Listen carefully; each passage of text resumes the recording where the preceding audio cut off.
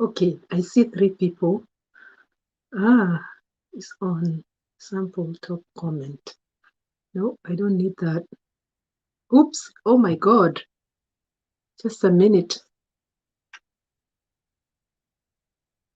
Just a minute, Brayo.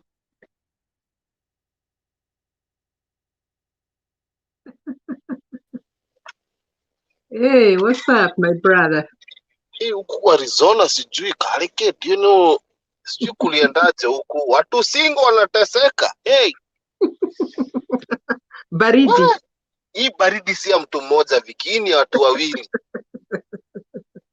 Hii Hata hapa baridi kuna baridi lakini tushazoea.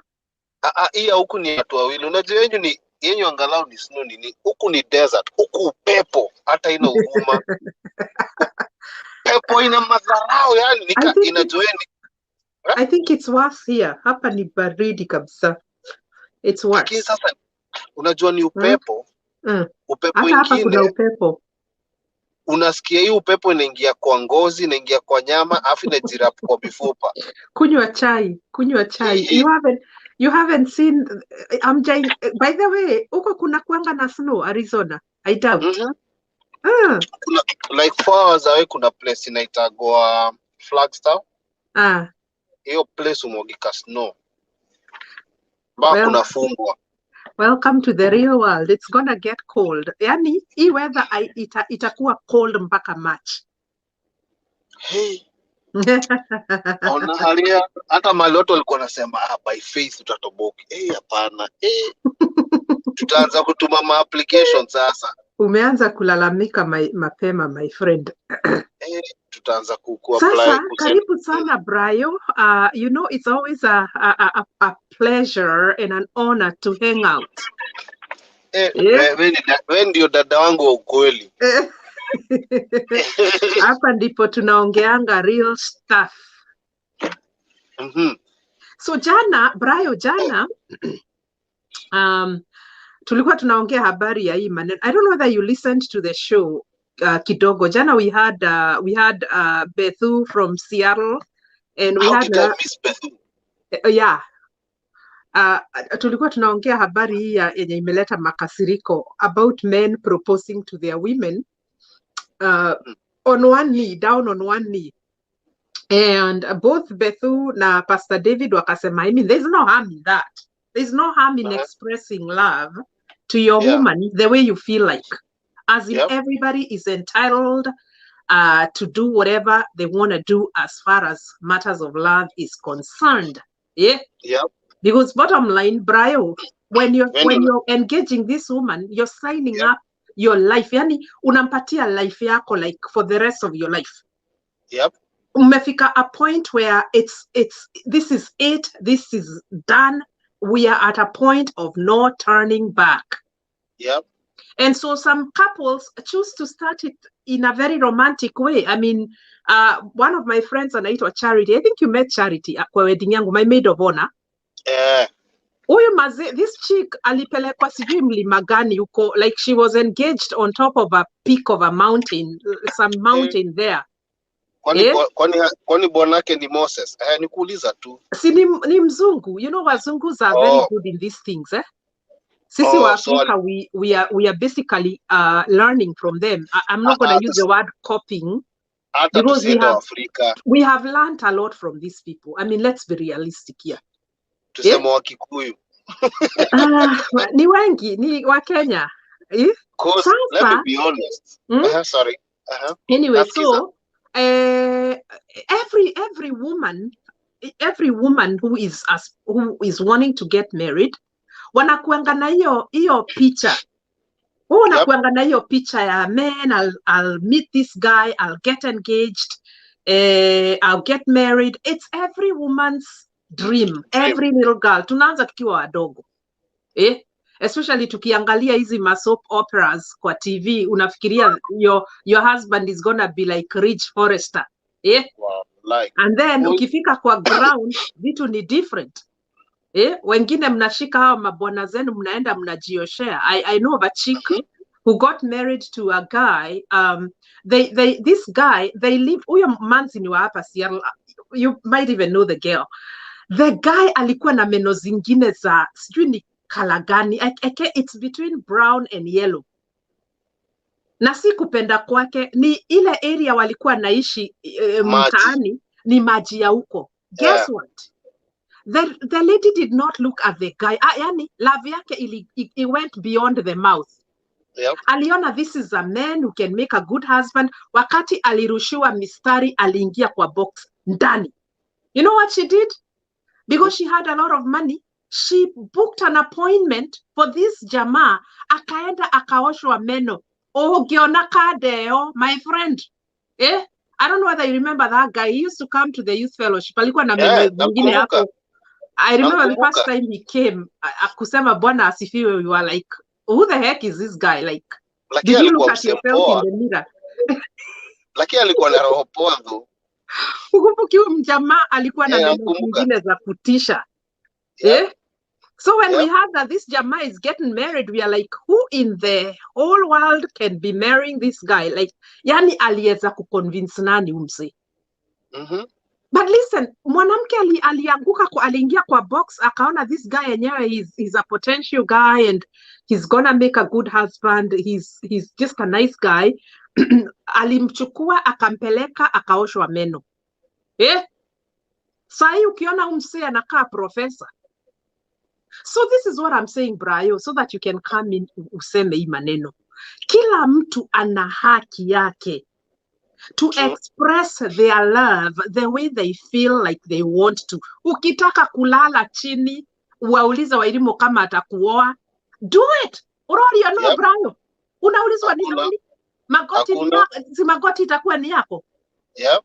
So do you look at it the way some men are looking at it? Because 75% of the men wenye walikome jana walikuwa nasema ati, juzi rather, walikuwa nasema ati, why would I worship this woman? Do you look at it as worship? Because I look at it as an expression of love, just taken to another level. What is your opinion, Brayo? So first and foremost, and a little bit into ni kama education. Foundation zetu ni mbaya. There's something nimelan kudeal kuko in the music industry menifanya ni deal na watu from all regions of life na culture zao nimekuwa involved nazo. Nimeenda weddings zao Naija, nimeona vile watu went out of their way.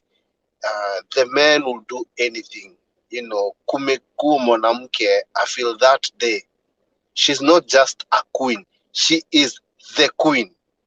You know, Wakongolese are even worse. Wacha nikwambia, Mkongolese anafanyanga mwanamke mpaka anataka kunyoa nywele. Ni zile vitu amefanyiwa, yani umependwa mpaka sasa unasema nitanyoa sasa nywele. Yani unaona dem ameingia, hajaingia box. Huo dem ameingia kwa blender. Kuna box na kuna blender. Mkongolese akupigi tu mistari, anakupiga mistari na action. Right. Sasa wewe Mkenya ukikuja na hiyo mang'aa yako ati sijui hauwezani now. That's why it's hard for Kenyans, wanaume wa Kenya kuoa out into other cultures. That's why especially Wakikuyu, the farthest tunaendanga ni wanini? Wazungu. For real, you know, that is a very good observation. Actually, hata wale Wakikuyu wameolewa na makata wa hapa, African Americans, they don't last long. They do not last long, for real. Wacha nikwambie, foundation yetu is very bad. Na hiyo foundation ni kitu watu wengi watakaki kuongea juu ya ego. Ukiangalia circumcision ya Wakikuyu, tunaendanga kuambia tu man up. Hizo 6 weeks kama unapona, zile teachings unafunzwa pala ni kujoin cult. Ile ni cult. Ile si education, hiyo ni foolishness. Unaanza kuambia vitu ti mutumia dakana kwireo, dakana gucokerie, dokana thieri ko, dokana hure guo. My dad aliniambia mimi sikupeleki kwa Wakikuyu. My dad aliniambia mimi nakupeleka kwa Masai. Afadhali uende ufunzwe violence. Zani uende ufunzwe kuwa mjinga. Because my dad aliniambia, you think your mama atakuobserve hapa hivi ati unaenda kutafutiwa wife ati akupikiage. So unapata ikikame especially to us Kenyan men, wanaacha niwache kusema Kenyan men, juu najua a huge number of my Luo friends who are very romantic. Nimeona wakipiga magoti wakiproposia dem. Actually, Luos are very, very, very romantic, extremely romantic. No kidding. Wajaluo tunawatoka hii topic. Mimi nitafocus na Wakikuyu wetu. Wakina Mbedhu. Kina Mbedhu. Hao ndio wataki kuchafua nguo. Unajua jana mimi niliandika ati Mr. piga magoti, sitaki kuchafua nguo. You know, kuna mtu akaichukulia offensively. Wacha nikwambie, this is the reality of nini. What I understand when you're in love with somebody. Nichukue kalamu iko hapa down. Okay. Because we are gonna receive some calls from our viewers tonight. My viewers tutakubali wachange. Endelea Brayo.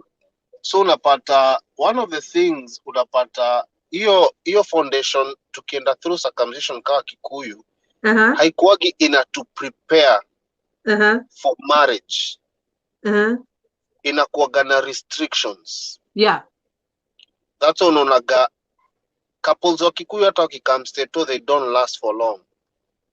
Hata huyu anasema sema wa Kikuyu wa Jaluo wa Kikuyu negote for real. So it doesn't survive. Mkifika huku inachapa ukuta.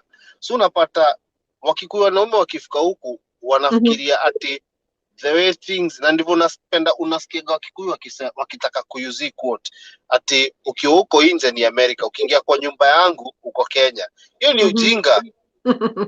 Hiyo ni ujinga. And then the fact that hiyo kusema ati you can't, ati mwanaume akinilia mwanamke wake, kwa sababu unaona Wakikuyu hata hawezi nunua maua. Let's be realistic. Hawezi nunua maua. When last uliona Mkikuyu akipeleka dem date unless wanaenda kunywa pombe na agenda yake ni moja, alale na yeye. Una get, hakunaga ile ati tuende mahali outing. You know, Wakikuyu wapendi hata kudress. Kuna dem aliniambia ili ni stua. Kuna dem aliniambia mimi nilienda out Brayo kumitu chali. Huyu dem alikuwa medunga medress na mimi namjua, yani huyo dem udress. Ana mwili ni mrembo na mwili ni smart, ana roho poa. Alikuwa medress kaniambia Brayo nilienda date. Huyu chali alitokea na t-shirt imeandikwa Kibaki tosha. How unatokea mtu hivyo? Umevaa t-shirt imeandikwa Kibaki tosha. So already unapata vile hata si wenyewe ujibeba, hatunaga value, hatujipendi. Hatujipendi. So unapata hizo ni foundations zinahitaji first kuwa destroyed. Ndivyo Mkikuyu aanze kuunderstand romance ni nini. If there is something najuaga iko switched off kwa Mkikuyu ni feelings. Mwanaume Mkikuyu kukushow feelings ina taking a very long time, ama ni kubreak down na break down. Na Wakikuyu wengi wakienda kukufa, that's when wanaanza kushow feelings. And it's a big shame. Kwa sababu ni Mungu alitengeneza ma feelings, my friend. Tunajua sasa mimi nimekosea mama yenu miaka mingi, sasa mimi naomba mnisamehe. Like the things they do wanazifanyaga the wrong time. Na ndio tuliambia hizo vitu ni wrong. Mimi nakumbuka niliona one time Kangemi nimeshika kadem kamjaluo mkono. Maze nilikuwa nimependa maze immaculate. Wende nilikuwa nimempenda mjaluo. Alafu alikuwa na smile nyingine maze inafanya maze ushrink. Sasa nilikuwa namshikanga mkono kaa tunatembea. You know? Watu wakituona na yeye. Watu wako zile za kwani kunaendaje?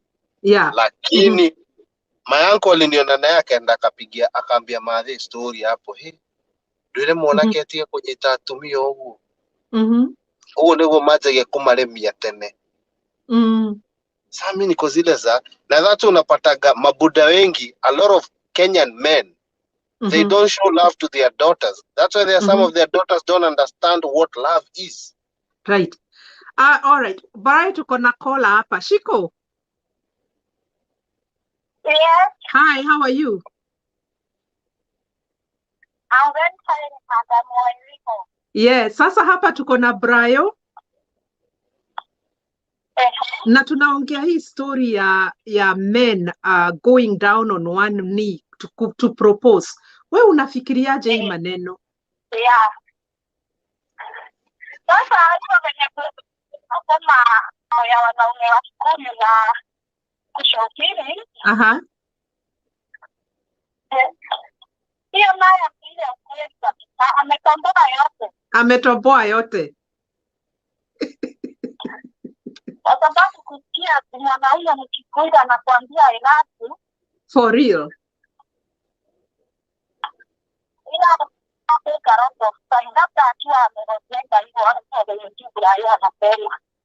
na ni ukweli, labda akiwa anakufa sasa akikufa ndio anakuambia maneno yote yenye iko kwa moyo wake.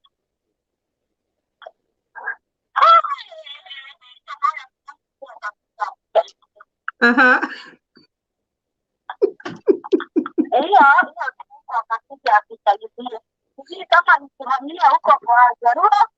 Hey.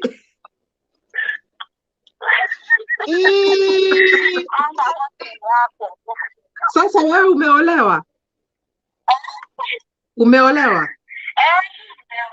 Na uliproposiwa, mse wako alienda down on one knee, ama how are you proposed to, ama hukuproposiwa? Iliendaje? Vile ameteka.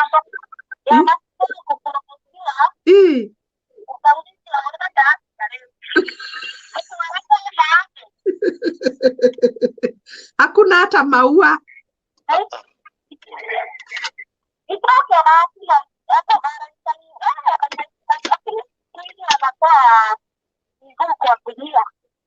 Wow. Unaletewa kama maua.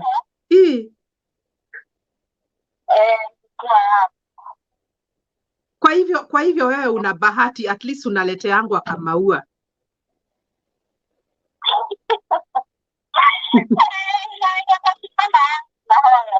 Kai once in a while. Sasa nikuulize. Let's say for instance your husband is hearing you, anakusikiliza, unaweza mwambia namna gani? For real.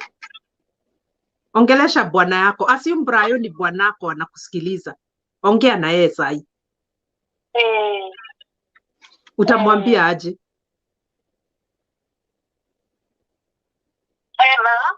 Nakusikia. Sasa nakuuliza. Okay, she's hung up. Nitamjaribu tena. Umesikia Brayo hiyo maneno? Yep. Did you hear that?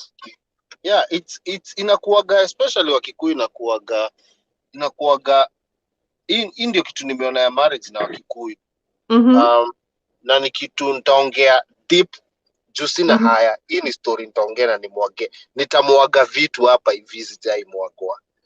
Sasa Wiki, marriage mob mademu kuwa nanunuliwa kama furniture na machali wa home, especially Wakikuyu. Actually padari dema kiaisa anything anaambia ngo toke hadire dio ithege dio nini, anakuaga hizo ndizo vitu wanahesabiwa. Ni tore hile dawari. Yani Mkikuyu na Muhindi difference tu ni kidogo. Wahindi wameenda extreme, wanaanza kuwa wanawake. Lakini mwanamke kwa Wakikuyu, maboy Wakikuyu ni kama furniture. Yeah, ni furniture imeongezwa kwa nyumba. So I have the right to tell you whatever I feel like. And I don't care about your feelings. Yeah, marriage mobs za Wakikuyu zinakuaga hivyo, I don't care about your feelings. So the only way tunaweza sustain marriage yetu ni tukue walevi. Ama tuanze kwenda kanisa. Bila kuambia COVID ilileta the reality ya kuonyesha watu marriage zenyu ni bure. Juu sasa mmeangaliana, hamwezi enda bar, hamwezi enda church, hamwezi enda anywhere. So basically haziwezi enda, sijui naenda raundi, wife haezi enda raundi juu mnaogopa kushika COVID. So mmeangaliana. So mnaanza kurealize we are not compatible. But see ati you guys are not compatible. Hata vile mlianza wrongfully. Uchali alikununua kama furniture. Alafu saa naonaga kuna ka pressure kwa madem, no kulile muno leo no koda corona modo. So na kingauro yote inakam anaanguka nayo. So unapata wataona watu wengine wakiproposiwa. Okay, Brayo, ngoja kidogo. Hello? Yo. Niko salama sana. Unaweza ongea Swahili? Unaitwa Esther Karimi. Ngoja kidogo. Brayo, unasikiliza Esther? Namsikia. Okay, aha. Ongeza volume. Aha. Wameru ndio wabaya zaidi. Brayo, unasikia hiyo maneno? Tikai. Wameru ndio wabaya.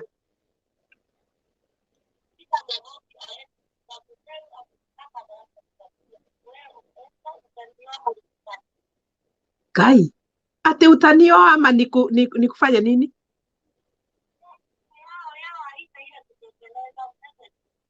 Mumeru hajui kubembeleza. Wa?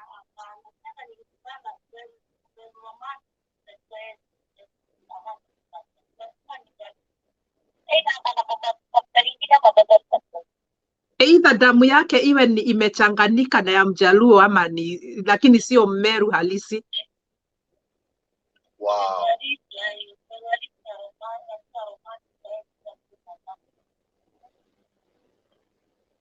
Wow. Wewe umeolewa?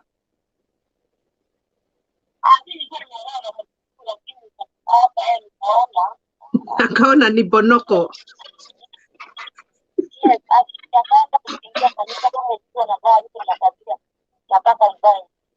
Kai.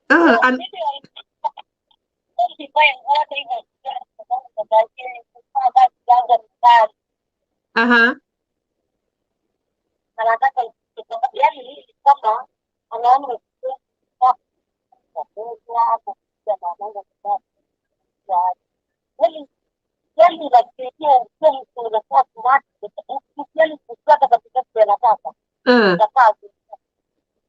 Wow.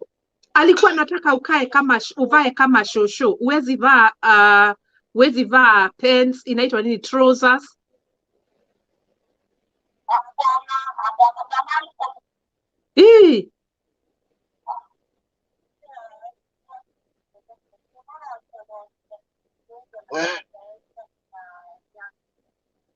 Wasichana wa Kikuyu wanakimbia Western na Nyanza.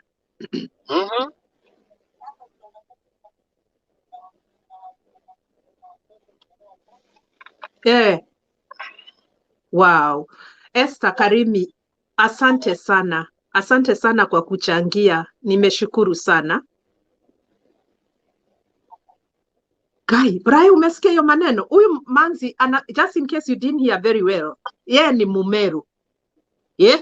Na anasema Meru are even worse than Kikuyus. Ati ukiona Meru romantic, either akuwe na kadamu kadogo kamjaluo ka Western, ama ikuwe sio a real Meru is really cannot do that. They cannot do that. Anakuuliza unataka kuolewa ama unataka kutoka nje?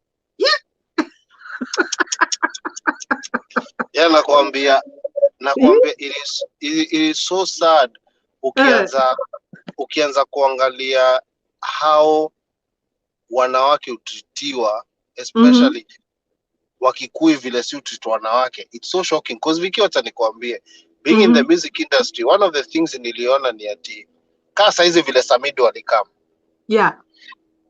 Who are the majority kwa hiyo venue? It's women. Why? Do these men ask themselves why? Right. It's because these women are looking at Samido as a perfect man they can follow and listen to. Than you. Enda makanisa zimejaa nani? Wanawake. Wanawake. Kwa nini? Because the man, the wife, anaangalia hivi anasema my pastor is more romantic than my husband. Because my pastor ataniambia I am beautifully and wonderfully made. Mama anasikia vizuri. So one thing I came to learn ni ati Wakikuyu, when it comes to complimenting our wives, it is zero. Yeah. That's why ukiambia dem Kikuyu, mazo unakaa poa leo, anachanganyikiwa, nafikiri una flat na yeye. Jua jazoea kuambia hivyo kwa nyumba. Yeah. Amezoea kuambiwa, we hebu niwekee chai. Na kabla utoke make sure watoto umetengeneza chakula ya watoto. Na mimi naenda double. Wanasema mimi naenda double shift. So then kama ni Sunday, mimi naenda kanisa mbele, nyi kujeni na gari yenyu. Like unapata hiyo abandonment. The abandonment is real. Yeah. So the mwanamke ni hard yani nashindanga movie theater na nini. Is it ni hard kuona watu wetu kwa theater. Ndio huyo Lamek. Now we are hearing from a Kisii man. Tega masikio my friend. Lamek. Sasa. Nini mnasema tuanze kupiga magoti kupropose kwa wanawake? Ala, kwani shida iko wapi? Shida iko hapa. Sisi wanaume. Tangu 1900 hatujawahi badilika, ni wale wale. 1900 mmebadilika vibaya sana, mmeleta hii kitu ya empowerment na nini na upusi mwingi. Mmekuwa kama samaki mwenye amepakwa Vaseline, amshikiki. Samaki amepakwa Vaseline. Sasa unaniambia niende kupiga magoti kukuambia hivi, na siku hizi unaona marriage ni kama ka contract ka miezi 8. Nikiembarrass nipige magoti nikwambie hivi nakupenda leo nikuletee maua, alafu ukipatana na kachairo hapo nje mwenyako na Toyota, niacha mimi na baisikeli yangu. Hii aibu ndogo sisi wanaume hatutaki. Ukwende huko.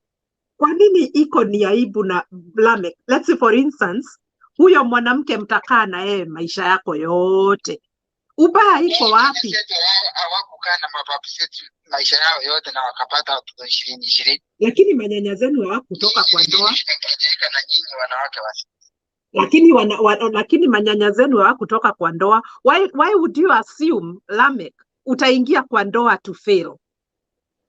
Why? To assume vile tumeona. Sasa wajue tumeona, ukianza kuona kwamba corona inaua, because nyinyi wanawake mmekuwa kama corona, unaanza kuizoea tu ni kama ni kawaida. So ni vile imekuwa kawaida kwamba ilianza kutoka kwa wazungu, sasa kuja Afrika wanawake mmekuwa ni wale samaki mpaka ruhusu. Sasa msikiki hata ile tradition tulikuwa nayo. Wanasema Wakisia wako romantic, Wameru ndio wabaya zaidi. Hapana, nyinyi wanawake ndio vichwa zenu zimeharibika. Umewekewa sumu, ukaongezewa vaccine ya corona, na sasa hivi wanatafuta nyingine ya kuongezea. Sasa sijui mtakuwa nini. Brayo, niko na maneno ya kuambia Lamek.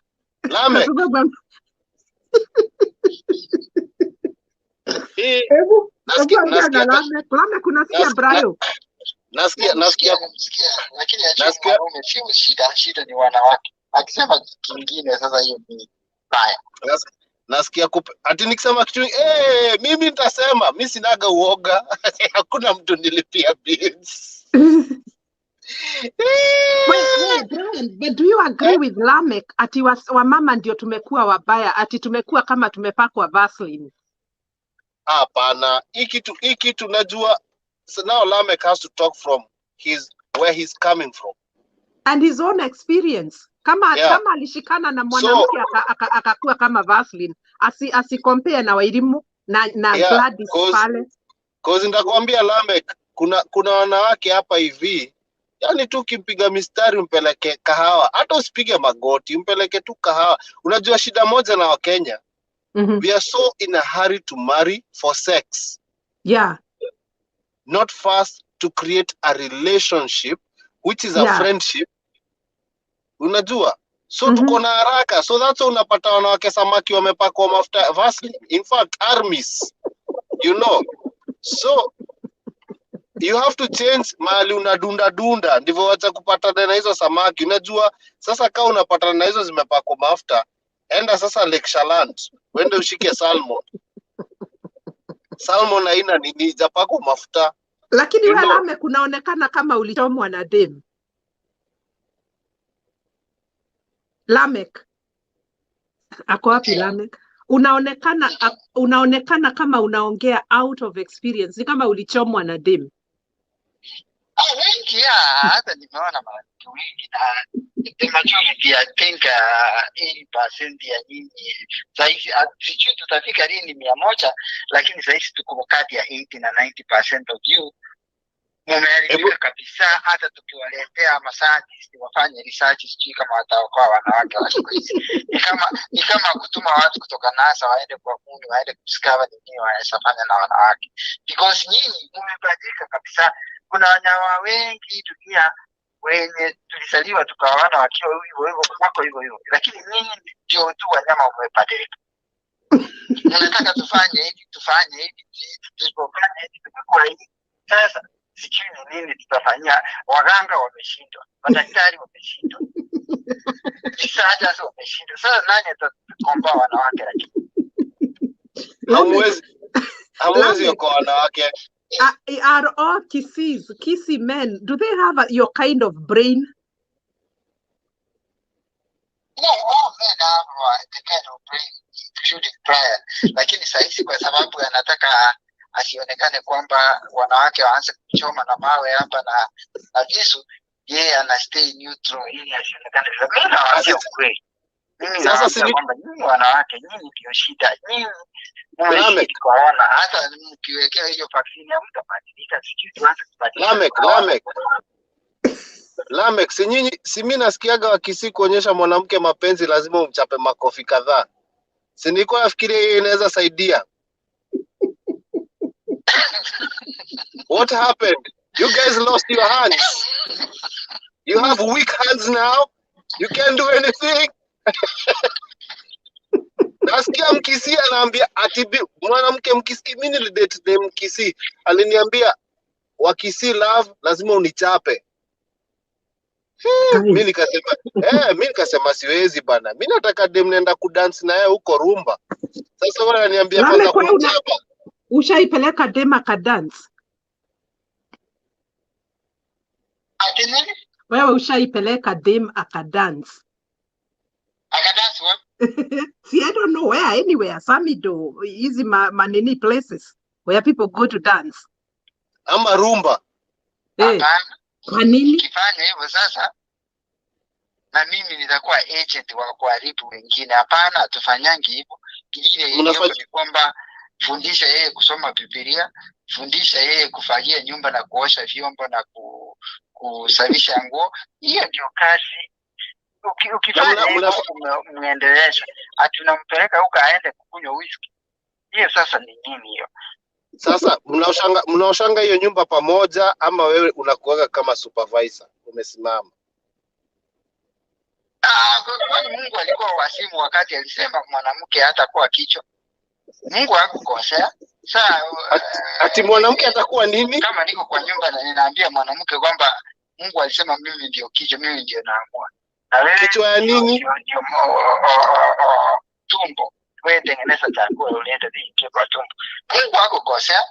So kila mtu akae kwa laini yake. Hebu ngoja. Sasa ati umesema kwa Biblia Mungu alisema wewe ndio kichwa. Ndio anasema. Kazi ya kichwa ni nini kwa Biblia? What's the work of the head of the house? What's the work of the head of the house? Kichwa inafikiria ina give orders, nasema leo tutafanya 1 2 3, na wewe kwa sababu wewe ni tumbo, wewe unaenda jikoni unarekebisha hii, tukimaliza unatoa sahani unaosha, hivyo tu, alafu na mimi naenda huko natafuta na leta. Sasa Mungu aliposema hivyo na wale wasee wa zamani walipokuwa wanafanya hivyo, haikuwa na accident. Sasa wasikizi ni kwamba nipeleke pizza. Nasikia nichukue hiyo pizza nimweke kwa ile nywele amechukua wiki kutengeneza. Wacha niseme hivi. Lamek, kwanza kunywa maji, nitakupikia in like 10 minutes. Haya. Let me comment kwa hiyo kitu amesema ya kichwa. kama hiyo, I'm still in shock. Hao ndio wanaume wenye tuko nao, Brayo. Wao wamekuja na keroka. So huyo and he's in Alabama. He's in Alabama. Unajua ndasema ayuko kunaitwa nini huko kwa Migori. This dude is in Alabama. So ndio naenda kusema first and foremost hata understanding ya Bible ana so ana quote that anasemaga being a Christian it's kuna kitu niliambia mtu the other day. Being a Christian is not a brand. Yeah. It's a lifestyle. Mimi niliambia rafiki yangu, a lot of Muslims recite the Quran and understand it today. That's always ya gina Muislamu. Atakuosha akuoshe. Yeah. Sasa yeye anasema ati kichwa, ati Mungu alisema yeye ni kichwa na kichwa ni kusema vile watapanga sahani. My friend, you failed because the Bible ikiongea juu ya you being the head of the house. Being the head of the house, you are the one who is praying for the family. Yeah. Lame anasema ati kichwa kazi yake ni kutoa orders. Nyinyi mnafuata. Yeah. So huyu ni dictator. He's a narcissist. Huyu ni Farisi, hata si narcissist, huyu ni Farisi na Sadducee. Ndio watu wanafanya Yesu asitake kurudi. Kwa sababu wanaweza mulinch tena. You know, just your reasoning inakuonyesha the understanding of the Bible. Hajakaa chini ku understand that the head of the house, Christ, Bible inasemanga husband love your wife like Christ loves the church. So what is Christ doing today? Christ is praying for the church. So what's the job of a husband? Pray for your family. So huyu ameangusha wanawake, ule mwanamke ameolewa na huyo ajue alafu mko Alabama. Na ako na bibi mzuri sana. By the way, I've met her. I hope ni kujoka alikuwa na joke because hizo comments amemake zina sound kama za slavery. I know. Yeah. Nimefeel kidogo ndani yangu nimeanza kuwakaa nani Malcolm X kwa zile za wewe unahitaji kuanza kutembelewa kwa sasa hiyo ni mentality huyu msee ni ngomi version ya ni ile you know the Gikuyu sect. There is a new Gikuyu sect inaitwa ngomi. Yeah. So now this guy is that Gikuyu sect but in Kisi form. Umemsikia Lame? Alafu hiyo quote Bible. It's the most dangerous thing now. Ati Mungu hakukosea akisema mwanaume ni kichwa. Men have to realize that we were not created, we were formed. The woman is the one who was created from the side rib. Right. Completion ilikuja na mwanamke. So kuna mtu aliniambia how do I understand mwanamke? The only way unaweza mwanamke aliniambia you will never understand a woman. But for you to see the woman, you have to be prayerful. Yeah. Kama unaomba utaanza kumuona na sasa juu na yeye anaona unaomba ataanza kujireveal kwako. Yeah. Okay, love is ukipenda mwanamke, the product of love is submission. Hiyo ni kitu ifunzwe kwa Kenyan community, watu kama Lamek. Wao wanafikiria love ni hiyo kukuwa nini, commander in chief of the house. I wonder how he expresses love to a woman. Au msea, ni wale wasemita wasewa missionary. the guys. Yeah, wacha nikwambie Viki, kuna vitu mob haziongewi. Mimi kuna mwanamke aliniambia my husband alini divorce. She came here and then I think alienda meeting ya Kuitu huyo mwanamke. And she got to learn things that she never knew. She got exposed to other married women. Unaweza fanya hivi to flavor your marriage nini. Mwanamke akatoka Atlanta na mahype. Amefurahi. Leo Baba Choroge ata enjoy. huyo mwanamke alikuwa anasema alienda akapull 2-3 moves na huo mzae wake. Ndio mzae alimuuliza, yu malaya nani amekufunza hiyo malaya? I know. So hiyo open mind mentality in the Kenyan men hakuna. Unataka mwanamke akae vile wewe unataka, hatutaki mwanamke express ati umerudi umepata credits. Sasa nakuulizaje Lamek, na watu wengi wanakuuliza hapa, wakina Irene Onsongo, Melin, wanakuuliza kina Stella Moseti, how do you express love to your wife? Because you're coming across as I don't know who, hata hatuna description yako. Umechoma kabisa. Hapana, ni vile wanawake wa siku hizi penye nimekuambia kichwa zimeharibika. Love kwa mwanamke mtakuwa nayo, hata kwa nyumba mtaongea, kwa bedroom mtaongea. Sio hii ya kudanganyana, mnashikana mikono hapo mnatembea barabarani. Alafu within a week ndio hao mnaanza kufukuzana hapa, kuitiana polisi na nini na nini. Tuambiane ukweli. Hii wanawake wanataka tuwadanganye, tuwaambie tuwapake mafuta nini na kwenda huko. Ambiwa ukweli kwamba wanawake mmeharibika, hatuwezi, there is nothing sisi kama wanaume tunaweza fanya kuwaokoa. Mmeenda mbali, sijui yule Yesu tumtoe wapi awaokoe, because you are past redemption. What is your definition though of past? What is my sins? Mimi ebu niongeleshe mimi Wairimu, representing all the women. Dhambi yangu ni gani? Na unichibu, wacha nikuulize swali.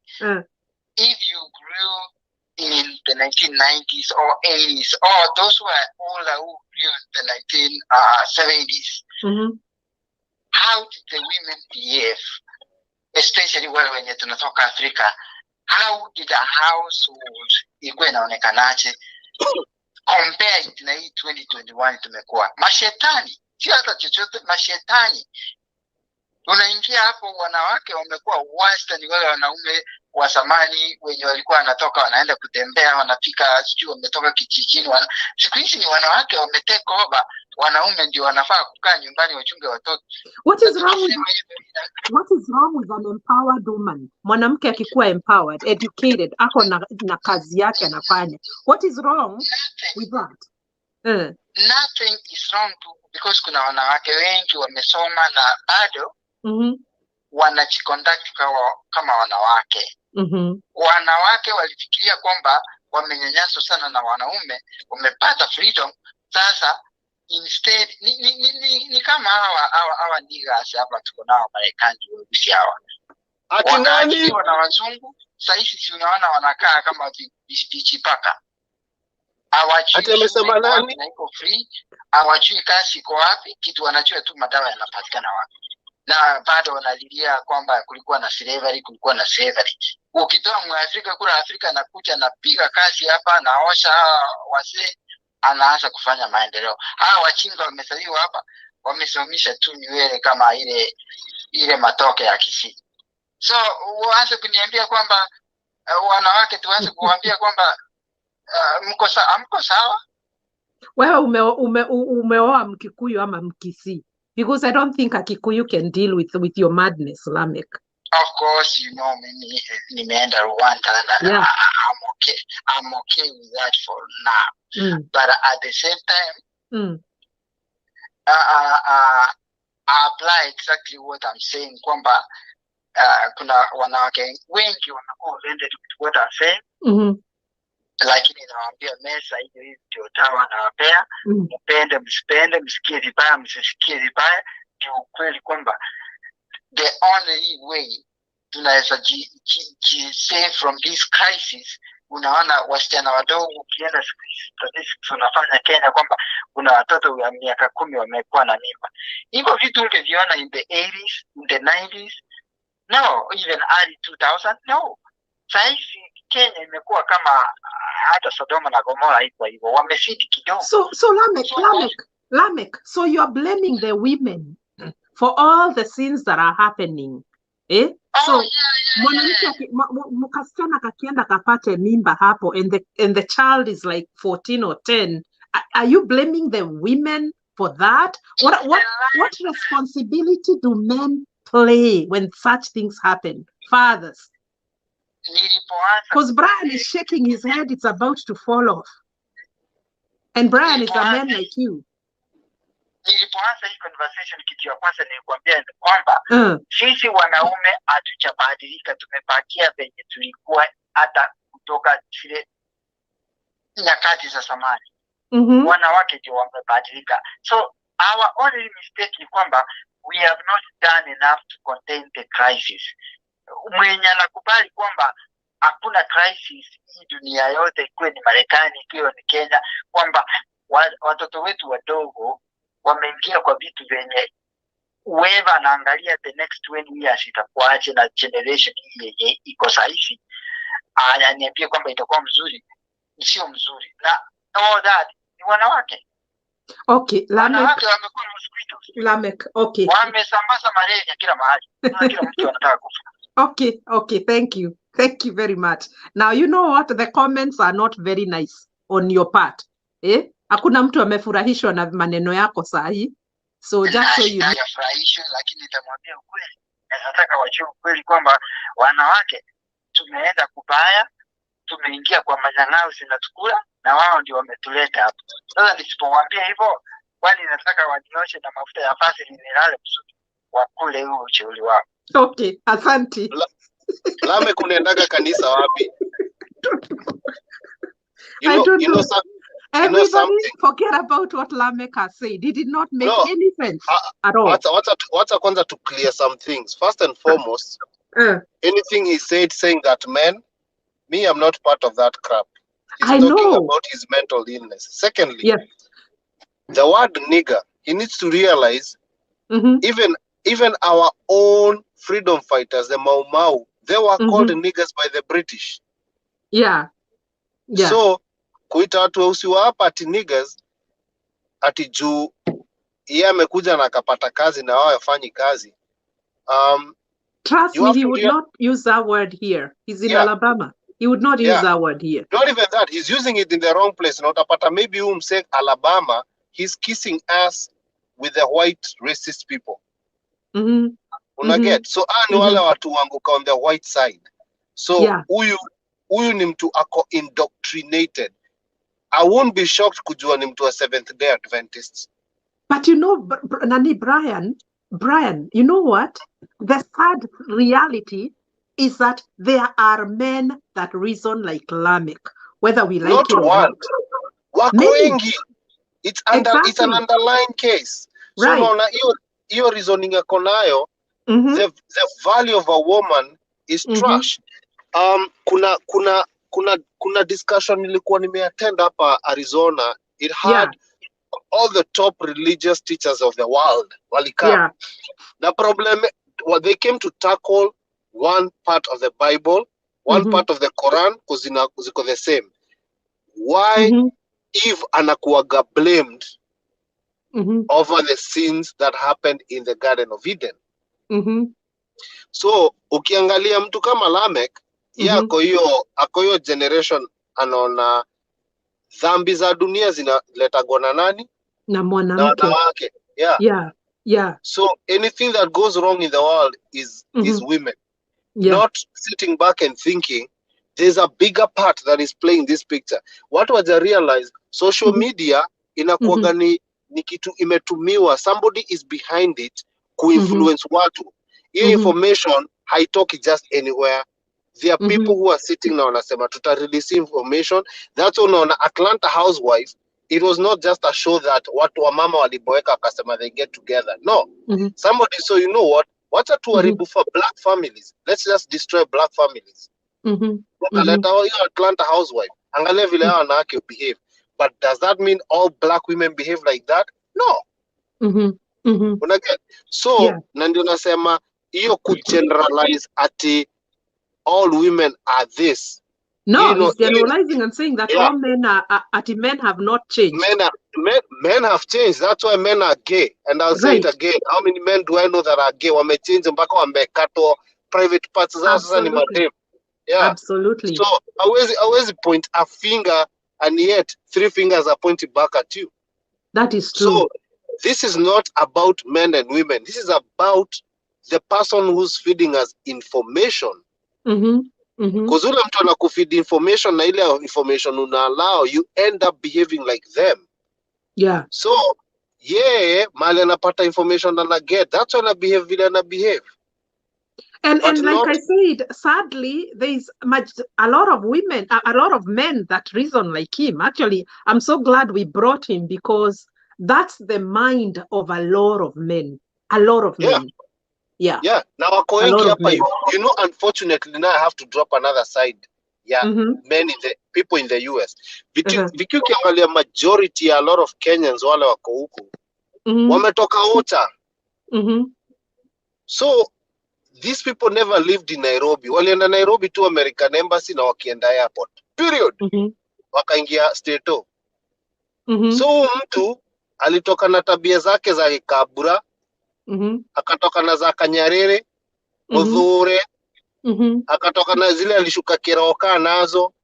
So hizo ujinga zote hakuwahi jiondoa. They never availed themselves to learn something new.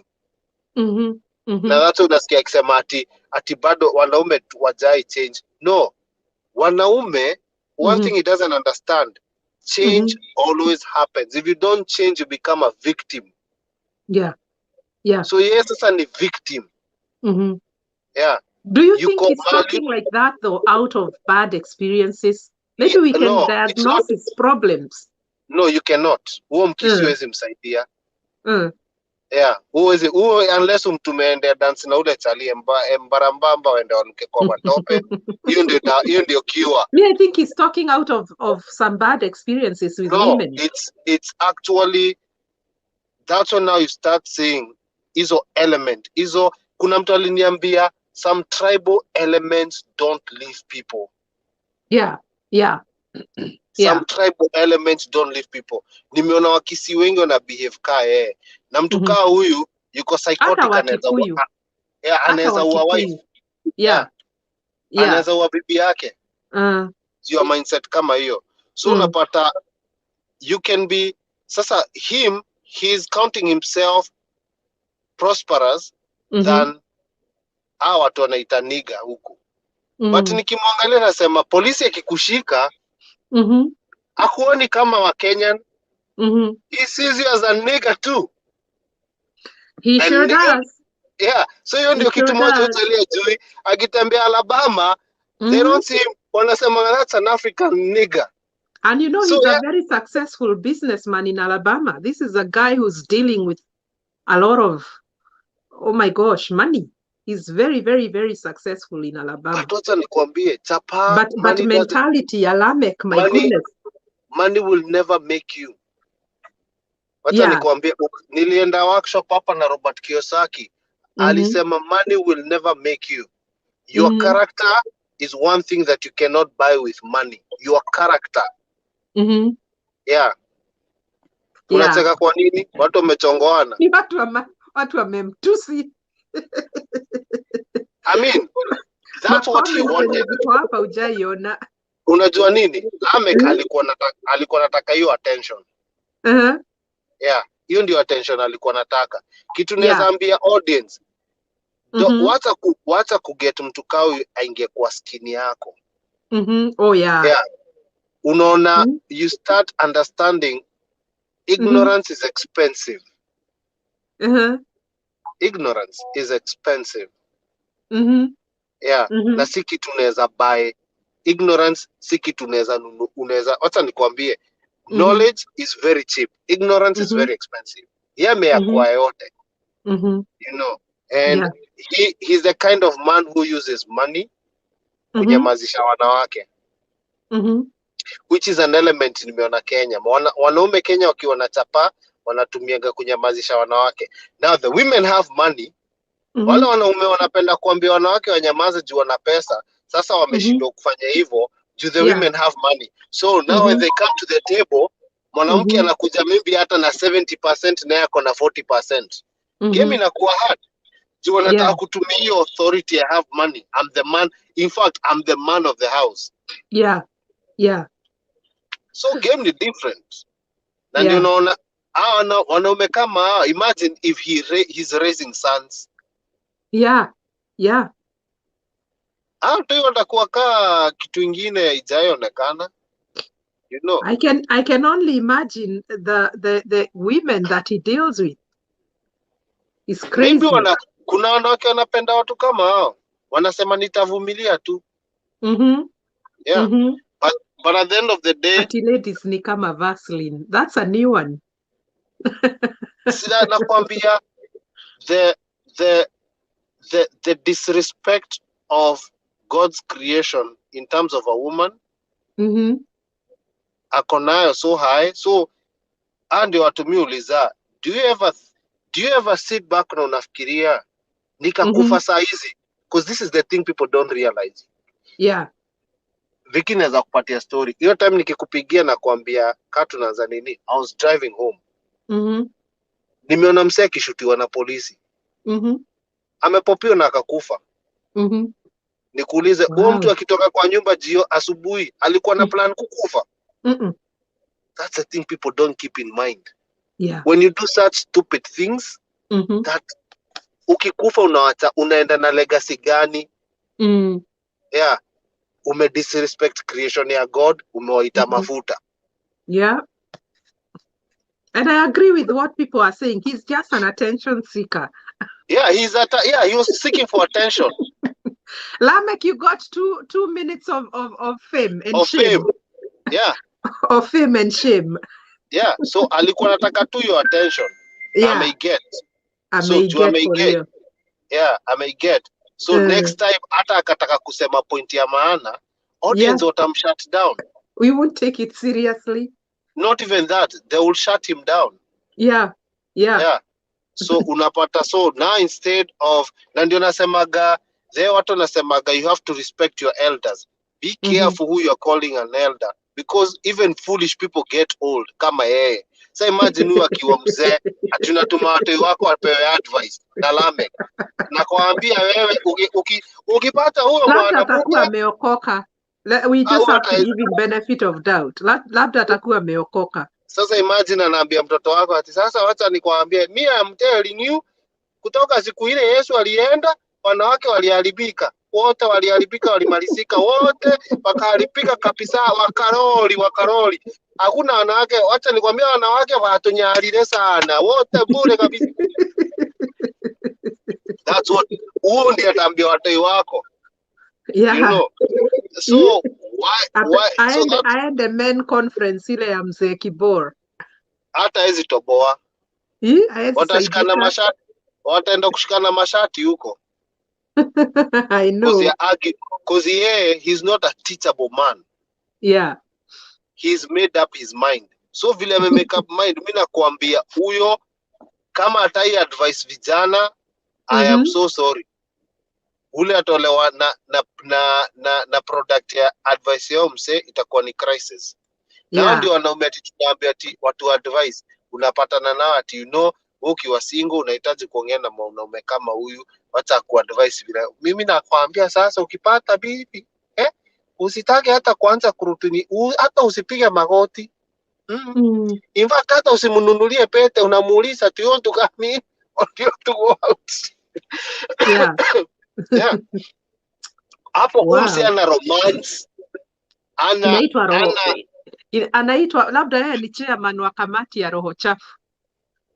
Hata si roho chafu. Huyu roho chafu, unajua roho chafu at least mnaweza ona kutoka mbali. Huyu ni narcissist. Huyu uko na mindset kama ya Hitler. Yeah. Let's kill the Jews and make our race straight, clean. So we wanna believe the women are the problem we have today. So let's go after the women. Yeah. Umsi akiamka asubuhi ajipate ako na corona, atasema ni bibi yake. Yeah. So now Brian, wacha tuache Lamek wacha akae hivyo. But do you agree that that men need to spice up their relationships? Because sababu, and that's what I was saying in the morning. Like, people need to spice it up. We are tired of just, kama wewe ni housewife, unakaa nyumbani, you're doing the same thing. You almost feel like you're being sidelined by your own husband. What do you think is happening? No, but that's part of the package. Yeah, kumpeleka date, mnaenda ka movie, mnaenda kunywa kahawa. This is the thing. I don't know who said that when you get married. Na hiyo ndio kitu inanichokeshaga na especially Wakenya wetu.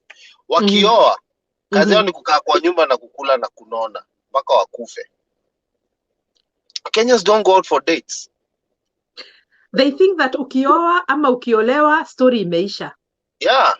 That thing is shocking because ukioa, that's when actually you're supposed to date your wife. So let's do a poll here, and I like what you're saying. Kama uko hapa, this 91 people that are watching, if you're married and your husband still takes you for dates, andika yes. And if he doesn't take you for dates, andika no. Ndio tuone if it's in real life it's happening. So the question is, do you go out on dates with your husband? Yeah. If not, andika no. But I like that point, Brayo. I really like that point. Because unajua, mkioana, it's actually the beginning of dating. Hivyo sasa mmepewa freedom ya kujuana sasa kabisa. Yeah. Sasa ndivyo, unampigia simu ni aje unadu, ati mimi niko lunch break. Ati okay sawa, hata nikuchukue, nikupeleke lunch. Yeah. Those are things that make the marriage inakaa poa.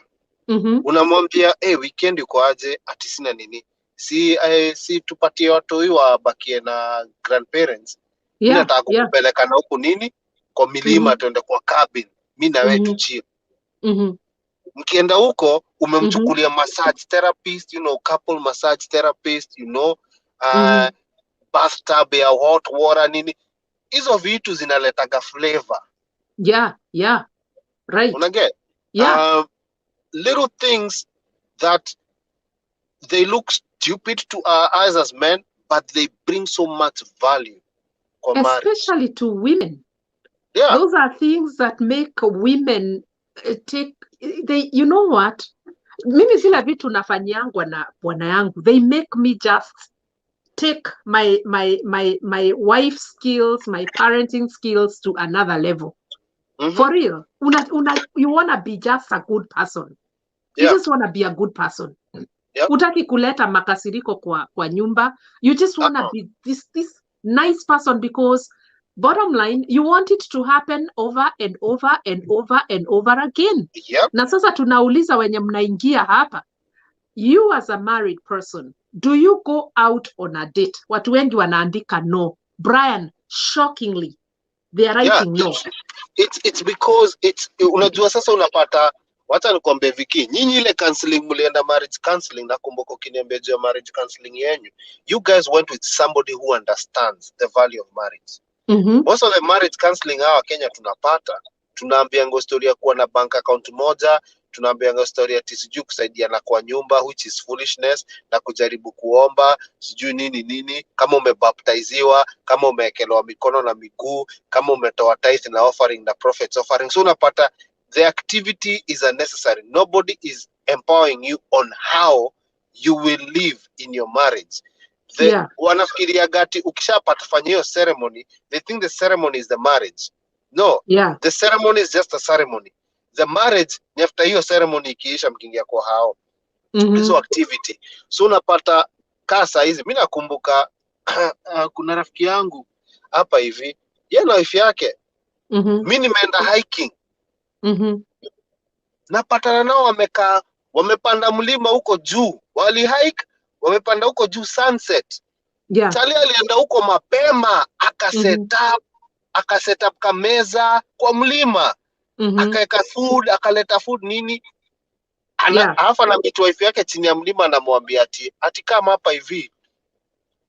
Mimi nimeumiza mguu. Aliambia wife yake hivyo. Nimeumiza mguu na nashindwa ku come down the hill. So wife yake alikuja amepanic, amepanda hiyo mlima, I'm here to save my husband. Then anapata Hazi ameset kadina table kwa mlima, wakiwatch sunset. Ati I just wanted you to get up here quickly. Ati nataka kushow some love, kuku appreciate. Alijam juu alipata hajaumia mguu, but akaona vile he went out of his way kufanya kitu kama hiyo, ausikia kamsamehea. Akamwambia, in fact I love you more juu ya hii kitu umedu. Ni wanaume wangapi washafanyia birthday party mabibi zao, ama na decide, you know what, wacha nikupeleke dinner. Yeah, so unapata engagement wanafanyaga engagement ya hoi hai, ile ya kuingisha tu pete, so haikuagi na expression. No. That's why unasikia watu wanaogopa kupiga magoti. The kneeling down, it's not a worship, it's an expression of love. That's true. I like that. Yeah. Kneeling down to give her the ring is an expression of love. Worship is when you start saying your highness. Sasa hapo umeenda zaidi, lakini kama unampatia una express love yako. So expression inakuwa ndio the biggest problem. And unapata saa hii history ya dating in our community inaishaga watu wakioana, alafu akipata watoi even inakuwa worse. Kwa sasa unakuwa mama watoto. Yeah. So na yeye anaenda kudunda na maboy. So now the person you claimed you loved, now umemu-abandon. And a lot of women have been abandoned in their marriages. That's why wengine wao wanaangalianga hizi dance classes kama zangu Viki. My inbox huko hivyo na wanaanza kuniuliza, "Hey, una dance vizuri? Uko single?" Lakini ukiangalia unaona mother ako na pete nike. Lakini wezi wa blame, anatafuta, she's yearning extra. Yeah, lakini ule mtu ako naye kwa nyumba ampatie, amshughulikii. Mtu mwenye ako naye kwa nyumba ni kama Lamek. Yeah. Yeah, we have a lot of women married to guys that reason like Lamek. Si umesikia Lamek hapa? Yeah.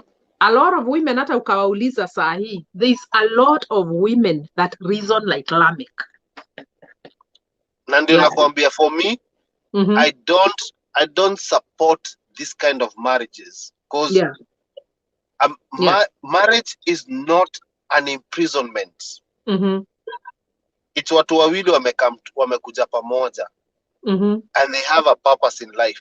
Adam and Eve hawakuwa na mtu aliwashikanisha, but walikuwa na life power. You know, so na ndio nasema, for me, hao na wako kwa marriages kama hizi, they need to start rethinking. Do you want to stay there? Yeah. Because this is a man who has no value for who you are.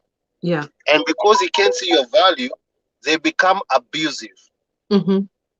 So at one point, kama umezeeka, utakuwa na machungu, unauliza kwa nini?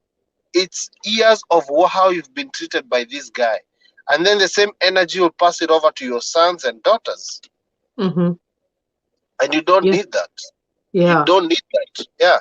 You know, Brian, when I wrote the post about men going down on one knee, a lot of Gikuyu men came with a lot of attack. Walikuwa nasema that is impossible. The only way you go down is when you're praying to Mwene Nyaga, and whatever other language they were using there.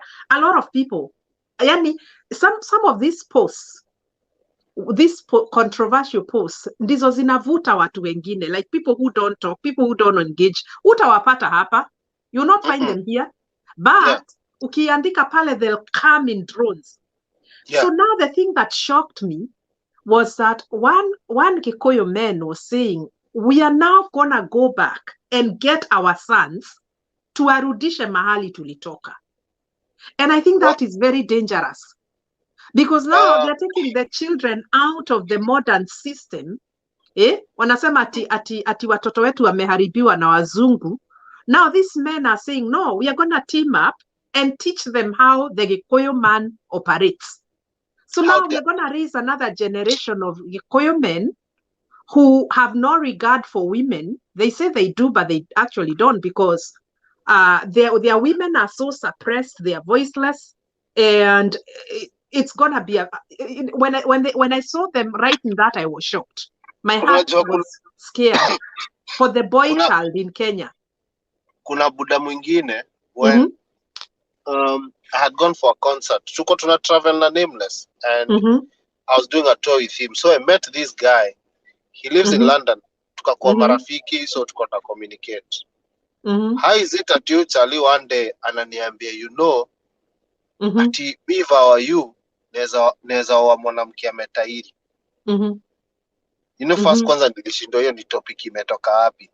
Yeah. So nikamuuliza, what the hell do you mean? Akasema, you know, a circumcised woman hata ikupatia stress. Anaga demands. Nikamwambia, because she's depressed. Yeah, something was stolen from her. Yeah. Nikamwambia, wewe wacha tuende tukate hizo balls zako tuone utasurvive aje. Akaniangalia, nikamwambia, that's the same thing.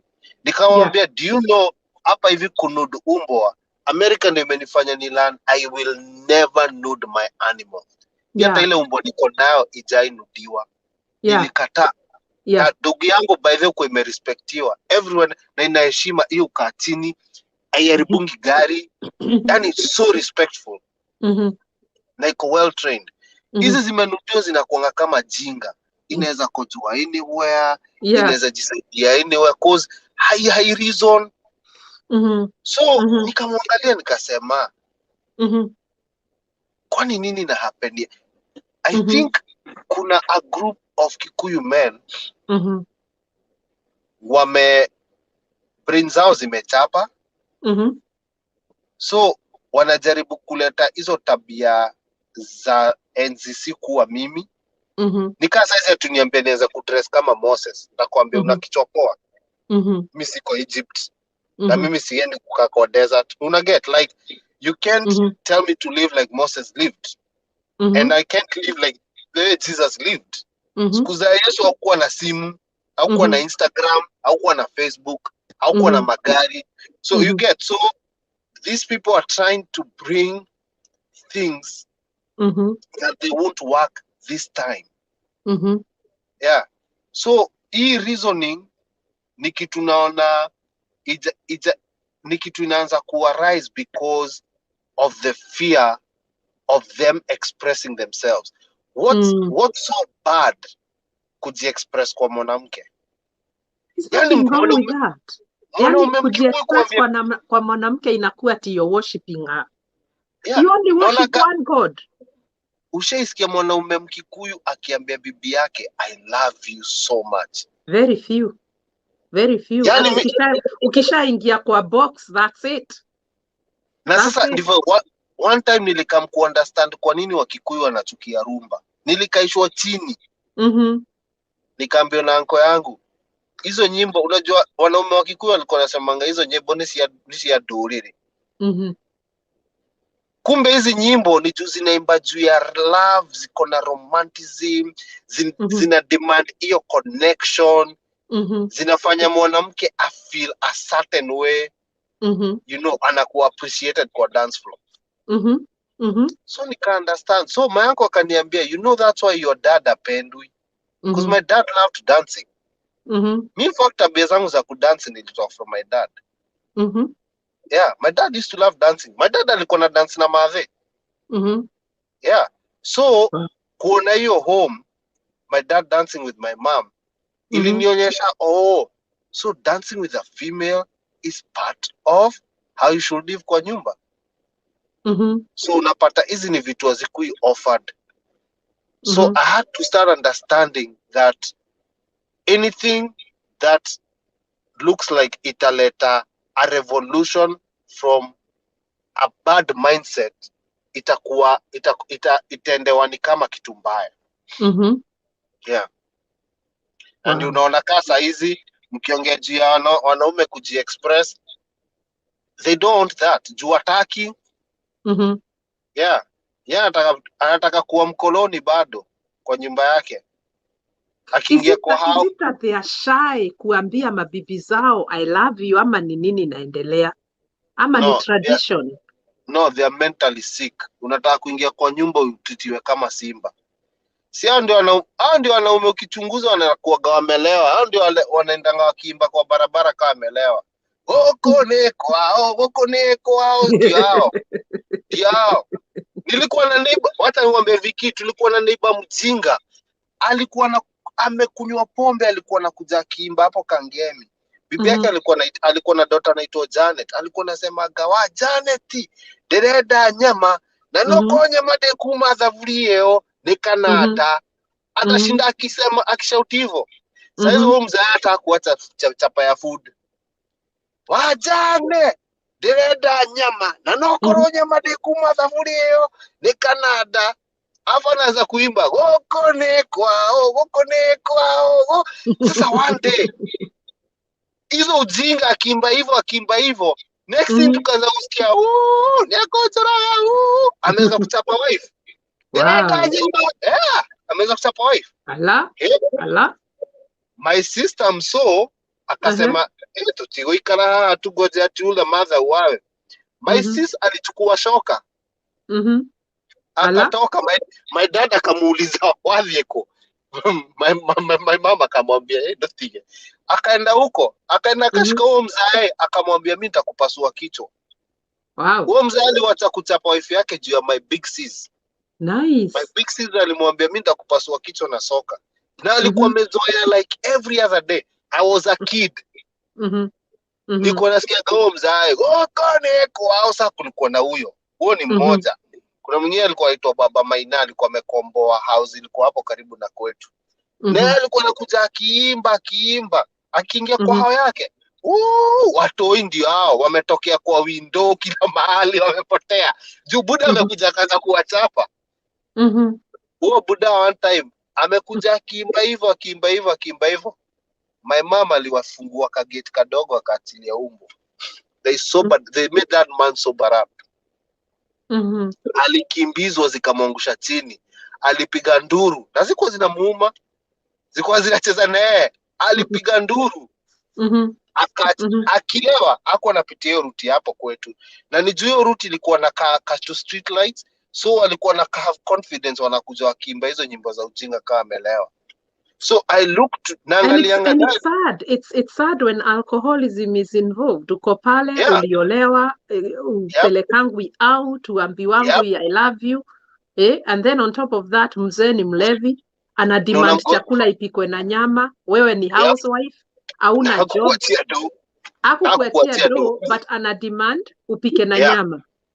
So, na yeye mwenyewe amekula nyama.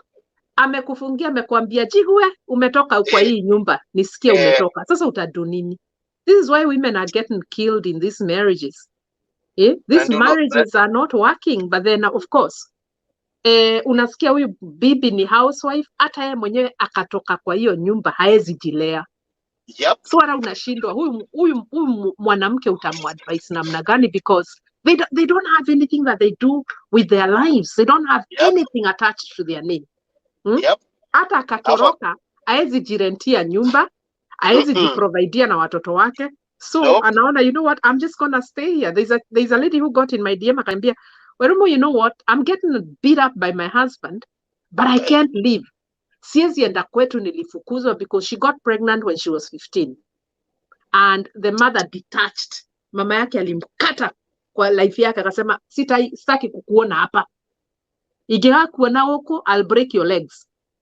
So anasema, I can't go to my mother and I don't have a job. Na amezaa watoto 4. So now this guy is beating her. On top of that, he's cheating on her. And the woman is there helpless and hopeless. Na ameolewa, unasikia huyu mwanamke amekaa kwa hii ndoa maybe 14 or 15 years.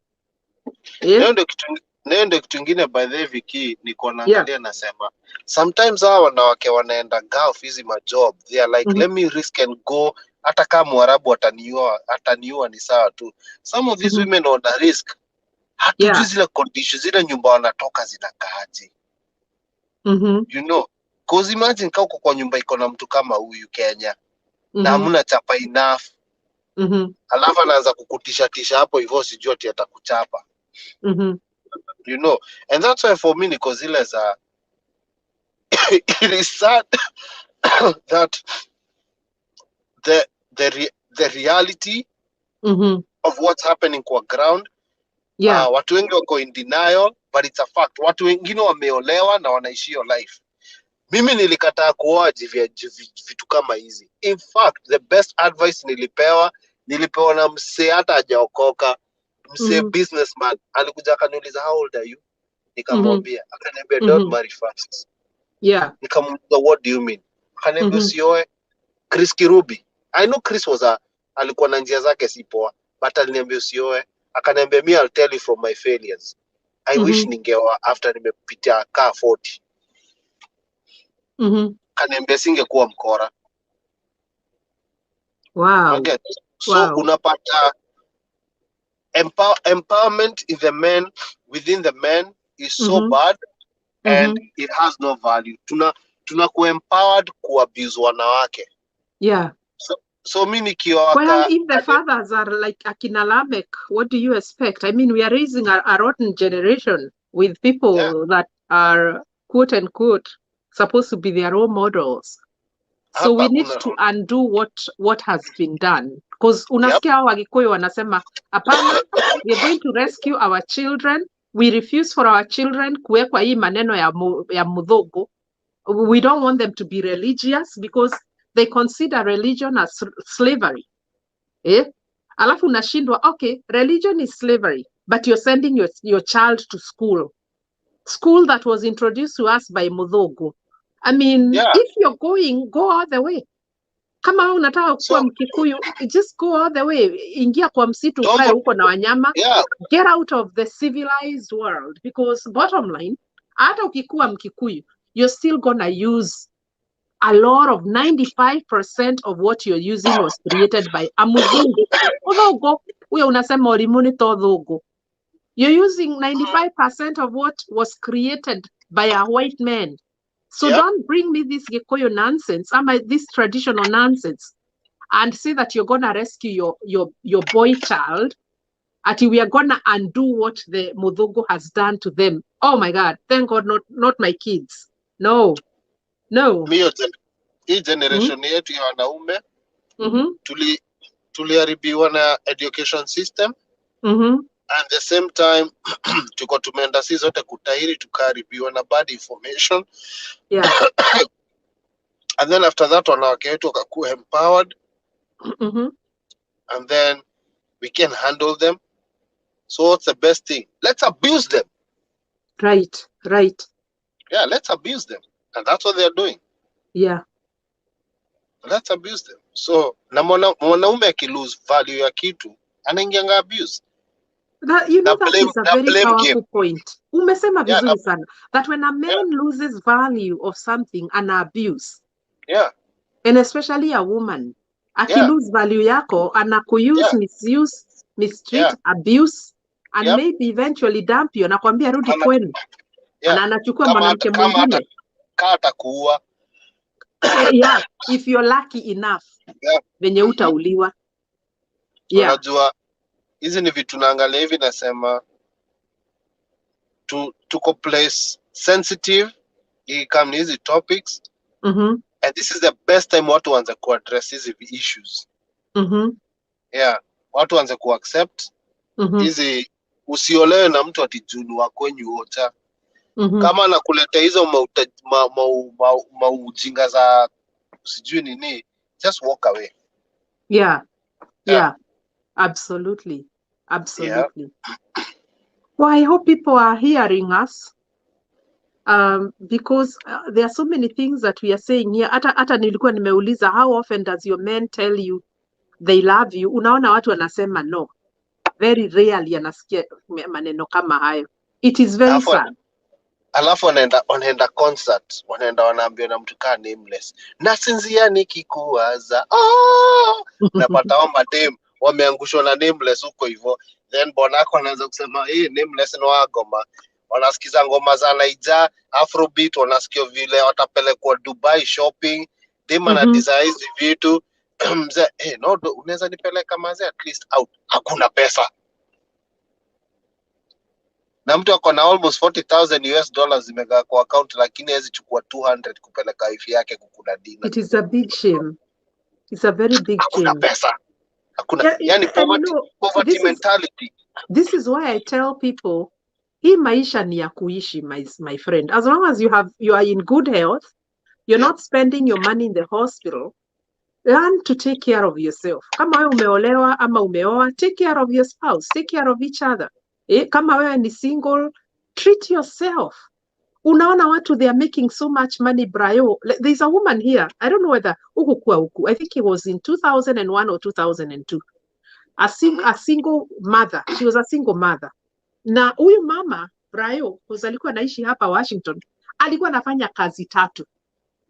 Anaenda asubuhi, no, anaenda kazi kutoka mchana from 2 to 10, and then anaenda from 10, no, anaenda from 6 to 2, from 2 to 10, alafu anaenda saa zingine anaenda mpaka the following day. Reure, siku moja ameenda hiyo job. Na alikuwa amesimamia harusi. I remember very well. Alikuwa amesimamia harusi on a Saturday. Saturday she was in a wedding. Amesimamia as a maid of honor. Sunday ameenda church. Monday ako na interview ya another job. And she was heading to Seattle. Unajua, you're heading to downtown Seattle via I-5. You know how I-5 is crazy, especially on Monday morning. So mwanamke alikuwa amefanya kazi, ameenda church, hakulala vizuri, alikuwa ameshinda church kidogo, akaenda kazi afternoon on Sunday, na akaenda kazi usiku. And the following day, she's driving on I-5 kwenda interview. Mwanamke alilala kwa wheel. You know, that's how she died. I remember very well because it was on February 14th. Ilikuwa ni Valentine. Mwanamke akakufa. Wacha nikwambie, that is not even the point. The point is, wakati waliingia kwa akaunti yake, this woman had more than $250,000. Yep. Igwa. Na labda ni pesa ajai hata treat. She doesn't do anything with her own money. It was crazy. Sasa hiyo pesa yake ilichukuliwa yote na daughter yake. Thank God her daughter was here. Thank God. Yeah. Na her daughter, I think, was underage or something. She was, I think, a year to 18 years and then whatever. But imagine, mwanamke, daughter yake alikuwa naulizwa, anasema, my mother is never available. She's working like all the time. I've basically raised myself in America. I have raised myself. I don't know what it is to have a mother. Mimi mwenyewe nimejiraise. Mother anaendanga job like asubuhi, usiku, like she's never here. So hata akikufa, like the daughter was somehow sad but not surprised because asubuhi alikuwa ameshamwambia, mami, kiotagi kwa mahanini, at least lala kidogo, and you can push this interview if ikue hata kama ni 11 ama 12. Yeye anasema, mi naenda interview alafu naenda job na clock in saa 8. Ala, mwanamke hana life. This is what I'm saying. People need to have a life. Yep. You have a life. Hata ukikufa useme, you know, like Miles Monroe. You know Miles Monroe. Miles Monroe was ni kama that guy had exhausted everything. There was nothing left. He died an empty man. There was nothing left in that guy. He had written books. Alikuwa ameenda all over the world. Like all over the world. Ameenda Injili, ameenda Kenya, ameenda sijui wapi. This guy was all over the place. Over the world. All over the world. I think that guy went to more missions than anybody that I ever know. Hakuna mtu ataifika level yake. The guy had lived a fulfilled life. Yani, this guy had written books. You know, he was with his wife when he died. Aliacha the bibi ati nini, a widow hapo. Like, people need to start living because people don't have a life. People don't have a life. Umeolewa, umefungiwa hapo kama ng'ombe. Hata uwezi toka. Sini zero grazing. I'm telling you. Yeah. Marriage mode ni zero grazing. Na kitu wasa na mimi tabia wanawake. toka kwa hiyo marriage. Kuna mwanaume huko nje atakutreat better. Yeah. You know, I know one of my friends alimistreatiwa na bwanake hapo Maryland vibaya. She came to one of my dance classes. Akamit kijana kutoka Nigeria. Now they have 2 kids and they're happy. You know, cause they have similarities. Amependa mtu anapenda kudance. You know, and this is the thing.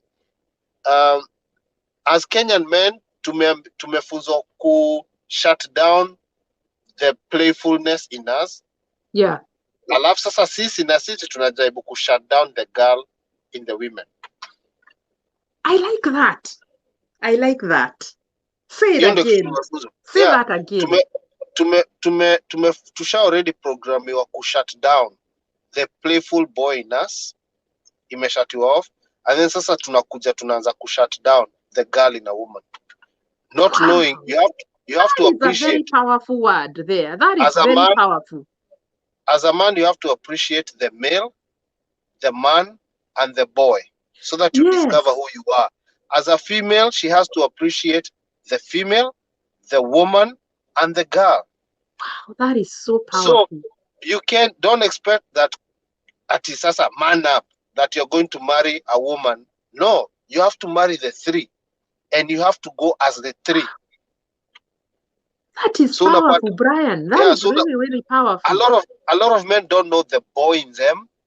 They don't know the male figure in them, and they don't know the man in them. So najua jijui, sasa wanakuwa abusive. When you don't even have your own personal identity, you become a dictator. That is so powerful. I don't even know what to say. Hiyo imeniingia sana. The girl in Wairimu Kimani. There's a little girl there. There is. Yeah, na huo ndio naambia uzime. Right. So, not knowing, sometimes ukikaa hapo na Kim anakuangalia hivi, unafanya kitu, the little girl in you anafanya kitu, Kim anaanza kucheka. Yeah. So, you did it, Kim anacheka anasema, wow, anakuambia comment kama, Vicky, I wonder how you are when you were a child. Because when you did that, many times. I've been told that so many times. Yeah, because ukifanya kitu, ameona the girl in you. Wow, that is so powerful. But a lot of men don't want that. No. Anataka kuwa you kunta kinte. Akiitika, akikohoa unaitika. Yeah. What a shame. Oh my God. That is, you know what? That is so powerful. It's crazy powerful. Crazy powerful. I remember I used to have this guy mwenye alikuwa ananikatia hapo. But this guy failed to understand who I am. Unajua kila mtu ana calling yake.